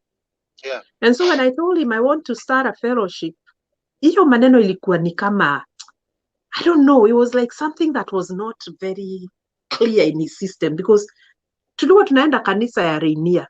You know Rainier Church, eh? Yeah. Sasa mimi wakisema, kuna mtu ako na ushuhuda na who has a testimony, used to be a Gikuyu church. Kwa moto yo na wira. Mimi Wairimu, you know, you ain't gonna shut me up. Kama Mungu amenitendea. You know that several times nilikuwa najaribu kuamka kwenda kutestify. Msi ananiambia unaenda kuonyeshana nini wewe? Mwanamke. Hii kierere yote ni ya nini? Yani hata uwezi. And you know, I used to love to sing. Maybe you have a rwimbo urenda kuina, umeomba wimbo ukaimbe pale. Msi anakuambia unaenda wapi wewe? Like, you know what? Hiyo relationship nilienda. One day niliamka nikasema I am done. I did not say goodbye. Hiyo namba nikai-block, nikai-delete, and that was my end, me and him. Umse alinitafuta kuenipata. Guess what? And by the way, when I did that, nilikuwa nihame hiyo Saturday. Sasa zia ako job madabu zake. Ako job madabu zake. Kwa hivyo wakati alikuja kwa Wairimu Kimani, hakunipata, alipata Msomali. Why? Alipata Msomali, my friend. Who are you looking for? No, she didn't live here. That's how I broke it off. I had to break it off like that. Hata sikuwahi enda hiyo kanisa tena. Si ndio nao sasa nani Supeo alifungua yake huko. Sikuenda hiyo church. Ajui mahali ninaishi, ajui mahali naenda church. But I had to get rid of that because hata kutoa testimony na ni Mungu amekutendea. Kwani lazima, do you have to speak all the time? Do you have to wake up all the time? What are you trying to show? What are you trying to show? Unajua sasa, this is also another thing. When hii ni kitu ingine, these women also, hawa wanawake wote wamesema no. Do you get taken for dinner? No. Does he say I love you? No. Kuna kitu wanawake lazima wajiulize. Nikiwa au msee, did you ever speak about his purpose in life? Because most of these men, mwanaume atakaanza kukutreat vikika wewe unasema that guy didn't have a purpose in life. No. He didn't have a purpose. He wanted a wife as a trophy. Si ande akimbia Olympics. There you go. You know, so but wanataka mwanamke kama trophy. So unapata because they don't have anything they can show with their lives, because they don't know their purpose and they don't have a purpose in life. So wanataka kureplace na hiyo. Na that's unaona sasa akiona unataka kushine in ile kitu God anakufanyia, anasema hapana, we kaa chini usiniaibishe. Yeah. You know, don't do that Vicky, hapana we what's hii kierere ni nini. It's the fear of seeing you progress. Na mwanaume ana purpose, anakuaga na fear kuona bibi yake akiprogress. Yeah. Absolutely. The fear, if there's one thing I've seen in men that is real, ni wakiona hata sistake ana progress, unaona hiyo fear, intimidation, their little tiny ego inakuaga ikishake, ni kama paka imemwagiliwa maji. It's a shame. Yeah. It's a shame. And hiyo kitu unishangaza because I'm like, this is your sister. Why are you intimidated by her? Right. She's not even your wife, si bibi yako. This is your blood sister. Lakini already ushaanza kufeel a certain way. Unekoje kujariria huru. That's the thing they say. Ati ataanza kunikosea heshima. Kama ulikosea heshima, ulikosea kitambo, jue mwenyewe pia you earn respect. Yeah. You earn respect. So kama wewe mwenyewe upeane respect, how do you expect to earn it? Respect is a two-way thing. It's a two-way traffic. Mutual. Yeah. It's mutual. So unapata hawa wanaume, our Kenyan men, they need to re-educate themselves. And then the women have to start looking. Huyu mse nimeoa, did he have a purpose in life? Yeah. Was he going anywhere in life, or did I marry him because he has a good job? Yeah. Because job watu poteza. Yep. For real. Wow, Brian, I don't know, maybe we need to do this again tomorrow. What is your final shot to the men that are listening to you right now? Kwa sababu tumechoka hapa kwa hii mtandao kusema man up.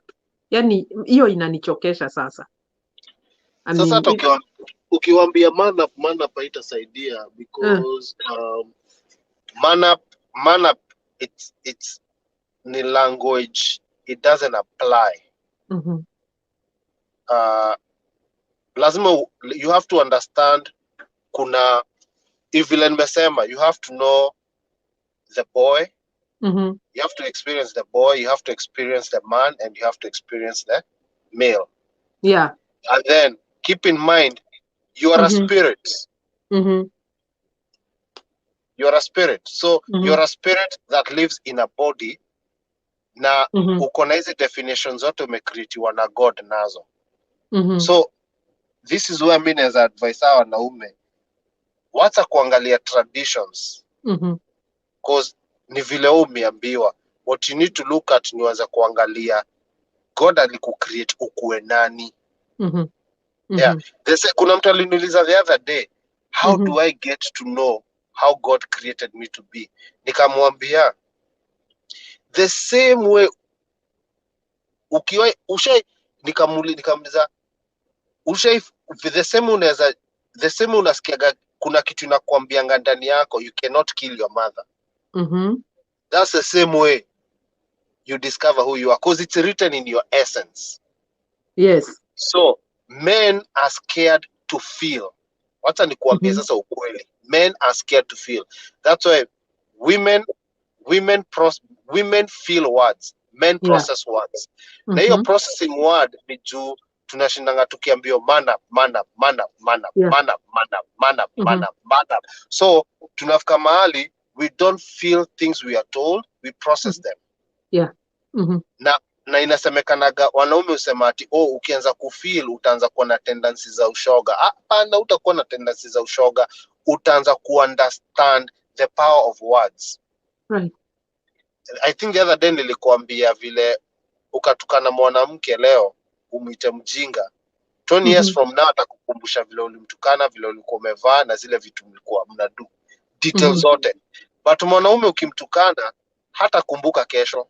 And it's because the nature of feeling in us was killed by being told to man up. Right. When men start feeling, unafeel hata hiyo word unaambia mtu, you start being committed to that word. Right. And then unapata now you start changing your ways of how you do things. Sasa unajipata unaanza kuchange hata vile una communicate na bibi yako. Because now you're feeling, and then because you're feeling those words, haumwambii empty words.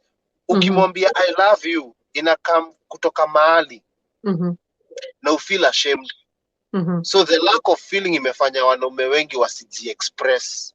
Na sasa jua imeambiwa wakiji express itakuwa sign of weakness na watakaliwa na wanawake. One thing I know is the day I learned how to express myself is the day I became my mom's best friend. That's how I learned to cook chapos. Mother aliniambia okagonye kuruga savasire utondo, you're my best friend here, come to pick a chapo. Even ndivyo unaanza. So I started learning things from my mom because my mom anaona na pay attention sasa. Nimeanza kufeel. Being a dancer, you have to feel the music, you have to feel the lyrics, you have to feel the movement. It's a choice men make not to feel. Mtu kama Malamek amechoose ataki kufeel. Malamek is brain dead. Yeah. So hii kitu inaweza changiwa. Inaweza changiwa. Brian, hapa kuna topic ya, the next topic yenye tutacover is I love what Mercy Amata is saying. Anasema, and the problem with us women is that we think we can change these men. That's a topic for another day. We gotta spend at least an hour discussing what this precious woman is saying here, because that is the truth. That is the truth. Mercy ni aje? Uja respond text yangu by the way, ni best yangu. Unaona zile t-shirt za Bob Marley miuva? Huyo ndiye aliniuzia. Wow. She has a beautiful topic there. I love that. Thank you, Mercy. She's a great woman and she's a great business woman. Ana roho poa. So ndio hiyo ni kitu inahitaji kudiscussiwa. Actually tunaweza discuss kesho. We can. Can a woman change a man? No. Let's talk about that tomorrow, and let's have, if you want to be part of the show and you want to call us or you want me to call you, please get in touch in my inbox. You can bring your number ahead of time. Kesho sitachukua namba ya Lamek because he's really annoyed everybody here. So, but anyway, that's a very good topic. I love that. Yep. So hiyo ni kitu inahitaji kudiscussiwa cause historia, umesikia historia mwanamke anabiziwa kwa nyumba anaambia wewe kaa tu, God is going to change him. Ati tutaomba geuke. Yeah, tutaongea. I have so many things to say about that, and then my own personal experiences. Watu watajua hawajui. Because I did try to do that. I tried to do that and it didn't work. Actually, I remember somebody you tried to change. Don't go there. Pastor Fulani. Don't go there. Don't go there. Do not even go there. Hiyo tutaongea yote kesho. But otherwise, Brian, I think you need to go and take a little water. Ni homa inakushika ama ni nini? Ni kuisha inaisha. Oh. Yeah, but so otherwise. Unajua saa kuna baridi huku. Alafu nimeweka heat kwa gari. Sijazoea kuwa na heat. Si driving in a heat huku. Because we don't need heat. Yeah, you The guys are state is already, already hot. yeah, it's already warm Yeah. over there. Imagine summertime, Shadrach, Meshach and Abednego wanaishi huku. Kuna kuaga kama furnace. I know. Anyway, Brayo, thank you so much for No, a thank wonderful you. wonderful discussion. There are so many things I need to go back. Yani hii show lazima niende ni watch tena because there's some very very important points that you touched on and some of which we can even discuss as topics. But Me hata I mimi. love everything that you said. Very, very, very, very powerful, very needed, profound, and very, very timely. I hope the men will listen to you, Brian. Honestly. I think umeamsha watu wengi sana hapa. And also the women. Women are now gonna evaluate. Am I living with what kind of a person am I living with? Na vitu nyingi sana umesema hapa. This has been very, very, very awesome. I love it. Yeah. And we Watu have to lazima. keep talking. We really have to keep talking. I did a show this morning and everybody was in my inbox like, what? Like I needed to hear that. In fact, there's one woman from Phoenix. Aliniambia the husband came home when I was just winding up the show. Akamwambia, you know what? COVID is over. We need to start going out. No kidding. And the guy promised his wife wataenda out on Saturday. I saw her watching here. I saw her watching. In fact, when you talked about going out, alikuwa anasema amen kama 20 hapa. Yeah, She got in my DM akaniambia the husband, aliongea with the husband like face to face. Akamwambia, you gotta step up your game. We got to step up our game. Hii maisha ya kukaa hivi, kazi yetu ni kuamka, watoto kwenda job, nini. It's boring life. Let's get some other ideas. My goodness. We are staying with you for the rest of our lives. We are getting old. Eh? You don't want to, you know me, I take care of very old patients huko. Yeah. Na huwa wananiambia, you know what? Take advantage of now that you're young. Go and explore the world. Yep. Because you know what? Wengine wananiambia, if I knew I was gonna get sick in my 50s, I swear to God, I would have done everything that I needed to do so that when that illness ingie your cancer, itapata mtu amesema, you know what? I have already enjoyed life. I have seen it all. I have gone places. I have done whatever it is that I needed to do. And you know what? My body now shuts down. Nisha experience kila kitu. I am okay. Yep. That one woman told me she was born in Montana, Billings, Montana. Na aliniambia she was born in Billings, Montana, and then she got married in Seattle. Guess what? Hajawahi toka Seattle. Oi. Na ni mudhogo. Alipata cancer after she had her third born. She was 48 when she got cancer. Na bwana yake, who was a pilot, alikuwa anashinda akimwambia, let's go, sijui tuende Alaska, tuende Maui, in Hawaii, tuende sijui wapi. Ya nakataa. So now she was telling me, you better take advantage. You're healthy, you're young, create time, create space out of the 24 hours, 365 days a year. Create some time for self-care. It is very, very, very, very important. It is important to take care of yourself. Put yourself first. You're making money for who?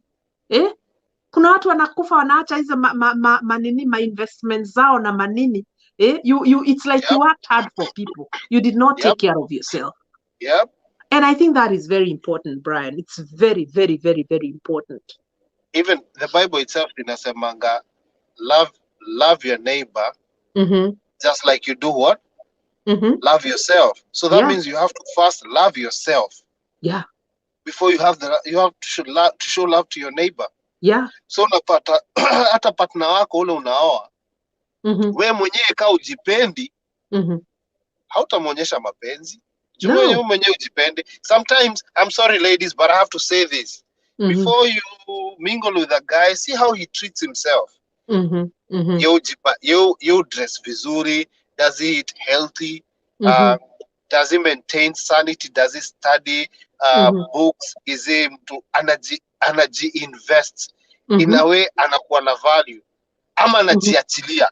Mhm. Kama ni mtu tu wa kwenda job, kurudi kwenda job, hiyo kujiachilia atakutreat hivyo. Yeah. The way he treats himself is the way he will treat you.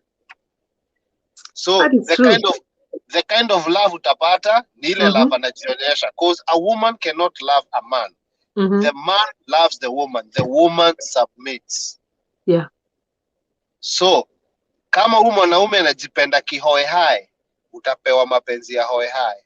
Kama jipenda kijuju, raise your standard. Wewe mwanamke, you have to have a certain lifestyle when you're getting married. When you're getting married to this man, you need to show them that part of your life is self-care. Asikuje ufungwe hapo, yani umefungwa, you're now getting into his systems. Hapana, you also had a system. Mimi mwenyewe nilikuwa na system zangu, my friend. I had my own system. Some of these men wakagongona gari, watolewe nguo, wajaijipaka lotion since mama yao apake. So little things like those unaanza kuangalia, unaanza kuona ajishughulikii. So, and you expect him to treat you like a queen, and yet he treats himself like trash. It's not gonna work. Yeah. It's not gonna work. Anyway, thank you so much, Brian. Wacha tufanye part 2 kesho. Tuongee maneno, and we'll keep talking mpaka people get it. You know, I have a lot of people wanasema, you know what, I'm really benefiting from this page because kuna vitu zingine hata yeye mwenyewe anajiita meeting. Sema, did I really hear what I had? So I hope that people are taking these things very, very, very, very seriously. And we lead by example. Hizi maneno zote nasema hapa, huyu ananijua. He knows me. You know my life. Mimi sikujangi kuongea masuri hapa. Me, I live my life. Na mimi nimeishi ukora yote. So when people are talking about ukora, mimi nimeishi ukora yote. Hakuna mwanaume hapa anaweza nionyesha ukora. Mimi nina PhD. I will actually mtu kama Lamek naweza mkaisha chini nimwambie, my friend, what you're doing, calm down. You're actually digging a grave for yourself. Yeah. Lakini Lamek ni mdomo ako nayo kubwa. I've met him. Hiyo mdomo. Nimemeet Lamek. He's very small. His mouth is bigger than himself. Si ndio nakwambia hiyo mdomo? Huyu ni mtu ana hang out na mayor wa Alabama. This guy can get very professional. Kwa hivyo ni mdomo ako nayo kubwa. Hiyo ndio itamwangusha kwa shimo. Hiyo ndio ni mdomo. I think he has multiple personalities. So, but he's well respected. I know a community mahali inamrespect sana. Akikohoa wanaitika. So, believe it or not, he's a guy who's known and anyway, Zalamek tutaongea siku nyingine. Anyway, Brayo, asante sana. Enda ukunywe maji moto, iko na ndimu. Hiyo kohozi ishe. Yeah. And then we will link up tomorrow. So guys, come back tomorrow. We will come a little earlier, maybe tomorrow, tukuje a little bit earlier so that we end a little earlier. Sahi kwenu ni 11, si ndio? 11. Wow, na hapa ni 10. So itabidi tuanze ka 7:30 your time. Yeah, maybe 7:30. Yeah, maybe 7:30 your time. Yeah, absolutely. Nitajipanganisha haraka tuanze 7:30. Okay. Yeah, so thank you so much, Vicky. Asante Salimia Kim and the boys. Ndawasalimia. Thank you. All right, guys. Thank you so much for tuning in. I hope you had a wonderful time. Please share the broadcast. Keep commenting. If you have some topics that you want us to cover, please write your comment there. Kama uko na topic. And if you want me to call you on a live show, I want to thank, I think it was Irene or who, the 2 women that I was able to connect with all the way from Kenya. One of them was from Meru and the other one is a Gikuyu. Asanteni sana hata kuchukua simu yangu. So if you want to be part of tomorrow's show, please get in touch with me and I will call you and get you in. And if you have any topic that you want us to talk about, comment there. Keep commenting, keep sharing. Please remember to subscribe to my YouTube channel. This show is also broadcasting on YouTube. So you're welcome to share from YouTube as well. We are still on the road to 5,000 people by the end of the year. and we have a very short time to funge mwaka. And we need about 1,550 subscribers. So if you're here and you haven't subscribed to the show, to Erimo Kimani, please go and subscribe to the YouTube channel. Okay?